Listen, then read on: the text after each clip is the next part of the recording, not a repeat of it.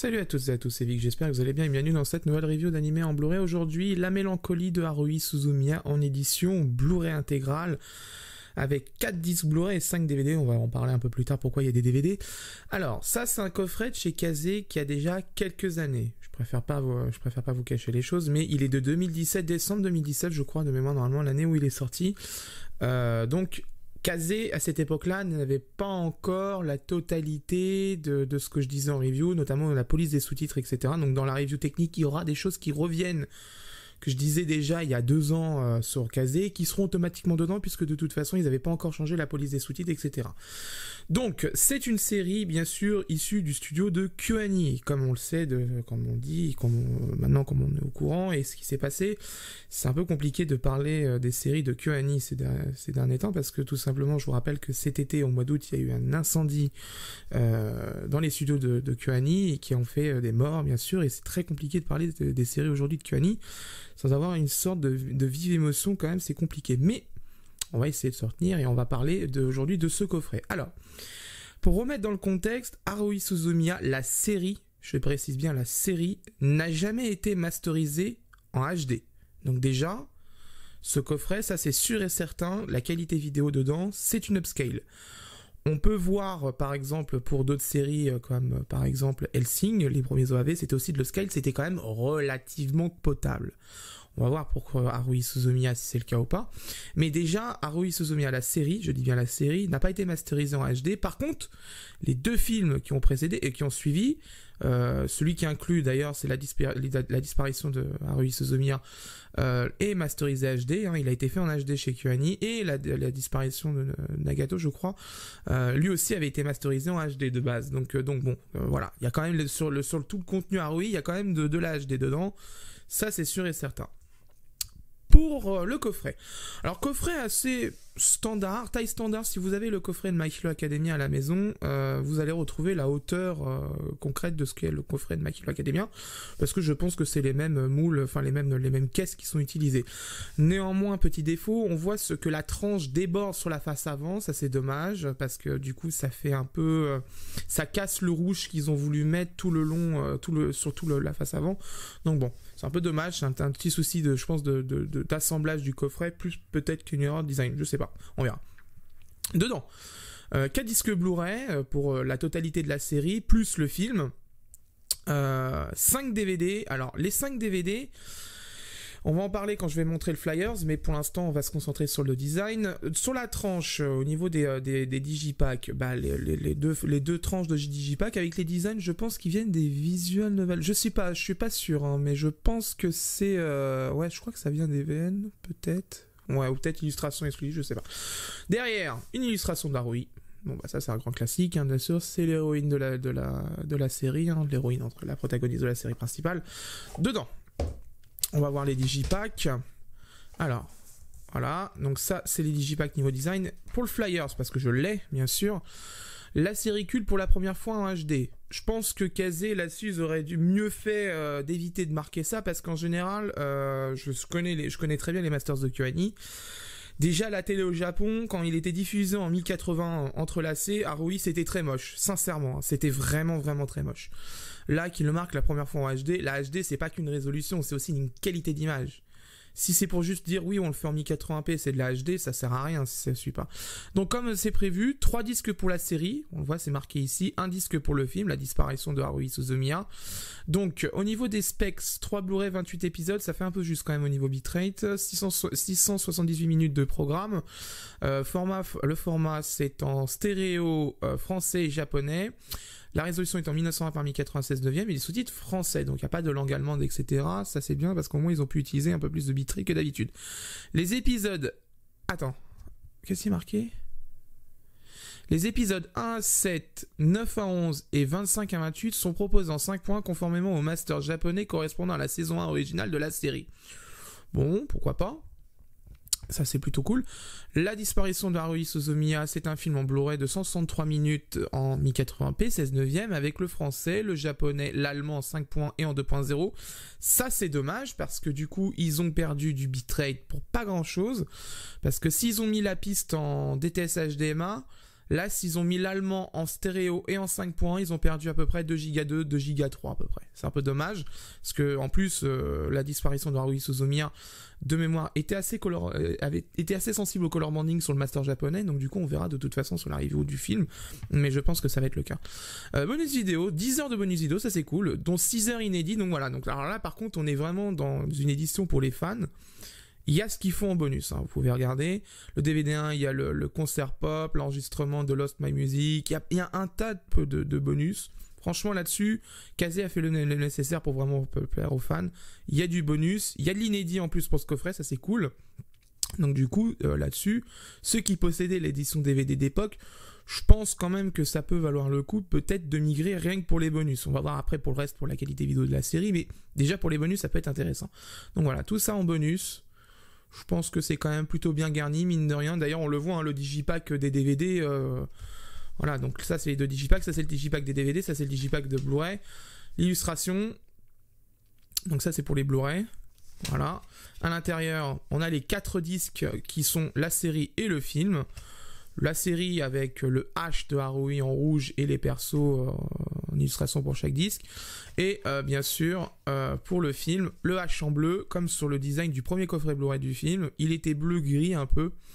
Donc là-dessus, pas de problème là-dessus. C'est conforme à ce qu'était à l'époque. Derrière, est-ce qu'il y a une illustration particulière? Non, c'est juste un petit fond avec de la lumière et tout. Donc non, c'est pas ça. Je pensais qu'il allait avoir un petit dessin ou quelque chose, mais non. Illustration du digipack DVD, très belle illustration d'ailleurs, sur une sur deux faces, plutôt jolie, très jolie, franchement, plutôt cool. Très jolie. Avec dedans, du coup, les DVD bonus, avec le logo Sosdan, très joli dans toutes les couleurs, plutôt sympa. Bon bah écoutez, c'est plutôt sympathique quand même là-dessus, franchement c'est plutôt sympa. Après, comme je l'ai dit, le problème d'Haruhi, et ça c'est le problème de beaucoup de séries de KyoAni des années 2000, c'est que KyoAni, même encore à l'heure actuelle aujourd'hui d'ailleurs, ça arrive assez souvent, les Masters KyoAni, c'est toujours des sources à emmerde. Je vais être très honnête avec vous, Silent Voice, c'est du KyoAni, c'est une catastrophe au niveau master. Tous les Blu-ray du monde, y compris le japonais et le sud-coréen, sont pourris. Et nous, on a eu le pire Blu-ray d'ailleurs du monde, avec notre édition française qui a un bitrate dégueulasse et de la pixelisation en plus. Tous étaient atteints du color banding, mais nous, on est le seul à avoir une pixelisation à outrance comme pas possible. Donc du coup, les Masters KyoAni, c'est compliqué. Haruhi, c'était compliqué. Même Violet Evergarden, le Masters qui a été utilisé chez... Je crois, ouais, c'est le Masters Netflix. Franchement, quand vous le regardiez sur Netflix, vous disiez, mais sérieusement, on est vraiment en HD là? Parce que oui, c'est joli au niveau des détails, mais ça pixelisait beaucoup sur les scènes son quand même, sans déconner. C'était un peu compliqué, mais bon. Après, ça reste KyoAni. Il passe par plusieurs prestataires au niveau de l'authoring, etc. Et du montage des pivots, donc c'est un peu dommage, mais il passerait par des vrais labos de qualité. Je pense que là-dessus, ils seraient dans le top du top, surtout que leurs animes en HD sont vraiment très nets et très faciles à traiter, c'est bien dommage. Mais bon, déjà d'un point de vue contenu, quand on voit ce qui est marqué dessus, surtout au niveau des bonus DVD, c'est cohérent. Franchement, c'est plutôt pas mal là-dessus. Kaze a mis vraiment les petits plats dans les grands, c'est plutôt cool. Par contre, c'est cette phrase en haut, moi, qui me fait tiquer, parce que je sais très bien que Haruhi n'a pas été masterisé en HD la série. Donc je pense que là, Kaze s'est un peu trop emballé à marquer ça dessus, et encore une fois, pris en compte que la résolution et non la qualité d'image. Mais ça, justement, la qualité d'image, on va en parler dans la seconde partie de la review, qui va être tout de suite pour vous. Pour moi, ce sera bien sûr dans quelques jours. À tout de suite. Bien, par rapport au Blu-ray, je peux vous donner mon avis. En ce qui concerne la résolution, c'est une résolution de 1920 par 1080 avec un FPS de 23,976 images par seconde. C'est bien, on a quitté le PAL 25 FPS du DVD d'époque pour passer sur le NTSC de la vitesse d'origine de l'animé au Japon. Une compression en H264 et un débit en moyenne aussi bien pour la série que pour le film, de 18 mégabits par seconde en moyenne. On commence par la série et comme prévu, la série de Haruhi n'est pas produite en HD nativement, le Blu-ray n'est franchement pas joli à voir. Pour arriver à la résolution 1080p, un paquet de filtres ont été nécessaires, ils ont emporté avec eux pas mal de détails, des textures et voire même lissent énormément les visages et les traits des personnages tout au long de l'animé. Si en plus vous achetez une télé pendant le Black Friday, un téléviseur 4K, bah franchement le problème va être encore plus accentué parce que du coup l'upscaler de la télé va encore étirer, encore filtrer l'animé et ça va rendre un animé insipide vraiment au possible. Il y a presque plus de détails. Prenez vos DVD d'époque si vous les avez, comparez-les avec le Blu-ray, avec les screenshots que je vous mets dans la description pour la série. Vous verrez que de toute façon il y a un gros souci de qualité et je parle même pas de la qualité des Blu-ray, enfin des DVD japonais d'époque qui sont encore meilleurs que nos français et qui sont bourrés de détails. C'est vraiment dommage parce que Haruhi aurait mérité un meilleur remaster que ça. Les seuls éléments HD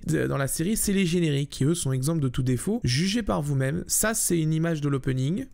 Et ça, c'est un screen qui vient de la série. Franchement, avouez quand même, c'est vraiment très très laid. Et ça n'explique pas pourquoi il n'y a pas eu un vrai remaster sur la série. Je pense que ça vient plutôt de KyoAni qui n'a pas dû stocker les fichiers de montage nécessaires à l'animé à l'époque pour pouvoir les ressortir, refaire un master propre correctement. Ils ont dû se passer, par exemple, je pense, d'un pivot qui venait plutôt de la diffusion télé de TV Saitama. Franchement, c'est vraiment pas très très joli à voir et ça mérite pas. C'est indigne de Haruhi à une qualité pareille. En revanche, pour le film, il est nativement produit en HD. C'est vraiment magnifique. Malgré ses 18 mégabits par seconde de compression, il arrive plutôt bien à maintenir les dégradés de couleurs, ils sont plutôt stables, pas trop de color banding, j'en ai vu quelques rares occasions à certains moments très précis, mais franchement globalement c'est vraiment très beau à voir. Et là par contre, si vous avez un téléviseur 4K, vous en avez acheté un pendant le Black Friday, franchement là l'image est vraiment très jolie à voir, c'est vraiment très beau, très net, des couleurs saisissantes. Sur ce genre de Blu-ray on marque vraiment une bonne masterisation et une bonne compression et ça fait vraiment plaisir parce que ça retranscrit très bien ce que voulait le studio pour ses spectateurs